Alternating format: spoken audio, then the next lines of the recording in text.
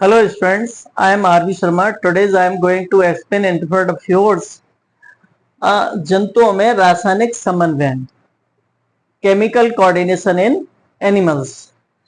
इसमें जंतुओं में विशेष प्रकार के एक हार्मोन्स का श्रावण होता है। इसमें दो तरह की जो ग्रंथियां होती हैं, एक तो अंतःस्रावी ग्रंथि होती है और एक बहिःस्रावी ग्रंथि होती है। ये दोनों तरह का श्रावण करती है। ये श्रावण किस तरह का करती है? सेक्रेशन करती है।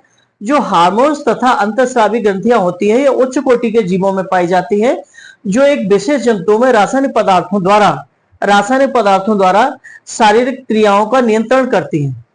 विशिष्ट प्रकार के इसमें से रासायनिक जो पदार्थ निकलते हैं, उससे शारीरिक क्रियाओं का नियंत्रण होता है। ये जो शारीरिक क्रियाओं का नियंत्रण होता है, दो तरह की ग्रंथियों के द्वारा होता है। एक तो होता है बहिःस्रावी ग्रंथि, जिसको एक्सोक्राइन ग्लैंड्स बोलते हैं। एक्सोक्राइन ग्लैंड्स के द्वारा, इसके द्वारा जो रासायनिक जो वातावरण होता है, रासायनिक जो पदार्थ होता है, वह संबंधित ग्रंथियों में पहुंच जाता है। संबंधित ग्रंथियों में पहुंच जाता है, जिससे उदाहरण के लिए होती है लार ग्रंथियां होती है। हमारी जो लार ग्रंथियां होती हैं या जो दुग्ध ग्रंथियां होती है, मिल्क यील्डिंग करने वाली जो ग्लैंड्स होती है, या श्वेत ग्रंथि होती है, जिनको हम पसीने की ग्रंथियां बोलती हैं, स्वेट ग्लैंड बोलते हैं इनको।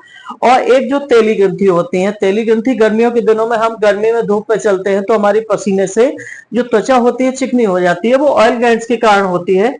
जो अंतःस्रावी ग्रंथि होती है, जिसको एंडोक्राइन ग्लैंड्स बोलते हैं, इनका उदाहरण होता है आमाशय की ग्रंथि में पाई जाती है जो, और अधबृत ग्रंथि होती है इसका उदाहरण, और एक पीयूष ग्रंथि होती है। इसके अलावा कुछ मिश्रित ग्रंथियां होती हैं। मिश्रित ग्रंथियां होती है, इनका एक जो भाग होता है, ये भाग होता है अंतःस्रावी ग्रंथि का, और दूसरा भाग बहिःस्रावी ग्रंथि का होता है। ये अग्नाशय में पाई जाती हैं। ये अग्नाशय में पाई जाती हैं। इनको जो इसके जो अंतःस्रावी ग्रंथियां होती हैं, जिनको एंडोक्राइन ग्लैंड्स बोलते हैं, इनके दो कार्य होते हैं।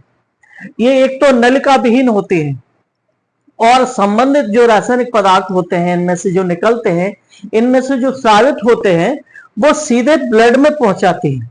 सीधे ब्लड में पहुंचाती हैं। इनका मुख्य कार्य होता है कि इन रासायनिक पदार्थों के द्वारा शारीरिक वृद्धि को रोकना और बढ़ाना, तथा इसमें से दूसरा इनका कार्य होता है, जो विशिष्ट लक्षण पाए जाते हैं इसमें मैच्योरिटी करती हैं, परिपक्वता लाती है, हमारे शरीर में वृद्धि को रोकती है, और लैंगिक लक्षणों का भी बदलाव करती हैं। लैंगिक लक्षण अपने आप इसमें बदल जाते हैं। ये मुख्य कार्य थे आज के जो कंट्रोल कोऑर्डिनेशन में आते हैं।